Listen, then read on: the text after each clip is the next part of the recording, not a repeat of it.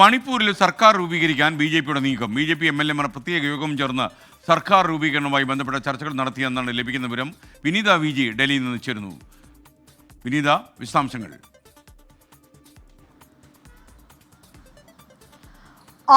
നിലവിൽ രാഷ്ട്രപതി ഭരണം തുടരുന്ന മണിപ്പൂരിൽ ഒരു ജനകീയ സർക്കാർ രൂപീകരിക്കുന്നതിനുള്ള നീക്കങ്ങളൊക്കെ തന്നെയാണ് നടക്കുന്നത്. ബി.ജെ.പിയും സഖ്യകക്ഷികളും നേരത്തെ തന്നെ ഗവർണറെ നേരിൽ കാണുകയും ഈ സർക്കാർ രൂപീകരിക്കുന്നതുമായി ബന്ധപ്പെട്ട വിഷയങ്ങൾ ചർച്ച ചെയ്യുകയും ചെയ്തിട്ടുണ്ടായിരുന്നു. അപ്പം ഇതിന് പിന്നാലെയാണ് ഇന്നലെ ഒരു യോഗം ഈ മണിപ്പൂരിൽ ചേർന്നത്. മണിപ്പൂരിൽ ഏതാണ്ട് രാത്രിയോടുകൂടിയാണ് ഈ എം.എൽ.എമാരുടെ യോഗം ചേരുന്നത്. ഈ യോഗത്തിൽ 22 ബി.ജെ.പിയുടെ എം.എൽ.എമാർ പങ്കെടുത്തിട്ടുണ്ടായിരുന്നു. അതിനുശേഷം പിന്നീട് ബി.ജെ.പിയുടെ സംസ്ഥാന അധ്യക്ഷ ശാരദാദേവി മാധ്യമങ്ങളോട് പ്രതികരിക്കുകയും ചെയ്തിട്ടുണ്ടായിരുന്നു.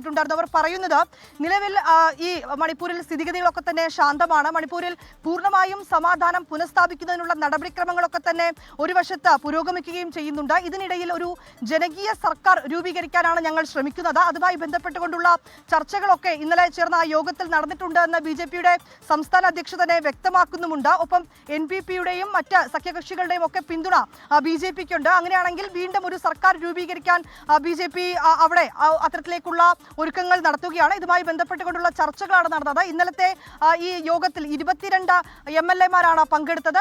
അധികം വൈകാതെ തന്നെ ഒരു ജനകീയ സർക്കാർ രൂപീകരിക്കാൻ കഴിയുമെന്നാണ് തന്റെ പ്രതീക്ഷ എന്ന് മുൻ മുഖ്യമന്ത്രി എൻ ബിരേൻ സിംഗും കഴിഞ്ഞ ദിവസം വ്യക്തമാക്കിയിരുന്നു. Okay, thank you.